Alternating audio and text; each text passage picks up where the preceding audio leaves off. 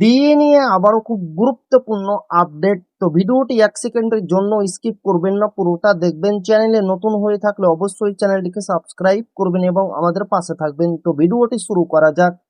KMC এলাকায় যে সকল অবসরপ্রাপ্ত কর্মচারীরা বসবাস করেন তারা বকেয়া ডিএ নিয়ে মুখ্যমন্ত্রীকে চিঠি। বকেয়া ডিএ নিয়ে জট খুললেও খুলছে না। পঞ্চম পে কমিশনের মামলায় সুপ্রিম কোর্টের নির্দেশ মতো রাজ্য সরকারি কর্মচারীদের বকেয়া ডিএ মেটাতে শুরু করেছে রাজ্য। অবসরপ্রাপ্ত সরকারি কর্মচারীদের একাংশের অ্যাকাউন্টে বকেয়া ডিএর অংশ ঢুকে গিয়েছে। তবে কেএমসি এলাকায় বসবাসকারী অবসরপ্রাপ্ত কর্মচারীরা বঞ্চিত বলে অভিযোগ। সম্প্রতি কেএমসি এলাকায় বসবাসকারী অবসরপ্রাপ্ত কর্মচারীদেরও বকেয়া ডিএ দেওয়া প্রদানের বিজ্ঞপ্তি সামনে এসেছে। তবে সরকারি বিজ্ঞপ্তি জারি হলেও বকেয়া ডিএ অধরায়। এই ইস্যুতে ফের সরব রাজ্য সরকারি কর্মচারী সংগঠনের confederation of state government employees.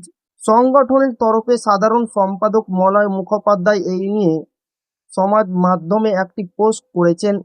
মুখ্যমন্ত্রী শুভেন্দু অধিকারীর প্রতি খোলা চিঠি দিয়ে তিনি লিখেছেন, মাননীয় মুখ্যমন্ত্রী, আপনার সঙ্গে আমাদের সংগঠনের 1 জুন 2026 যে বৈঠকটি হয়েছিল সেখানে আপনাকে স্মরণ করিয়ে দেওয়া হয়েছিল যে ডিএ মামলায় বকেয়া ট্রেজারি থেকে যারা পেনশন পান তাদের কিছুটা অংশ 2/4/26 ঢুকে গেলেও ওই সময় কলকাতা কনফেডারেশন এলাকায় যে সকল অবসরপ্রাপ্ত কর্মচারীরা বসবাস করেন তারা একটি পয়সাও বকেয়া ডিএ পাননি।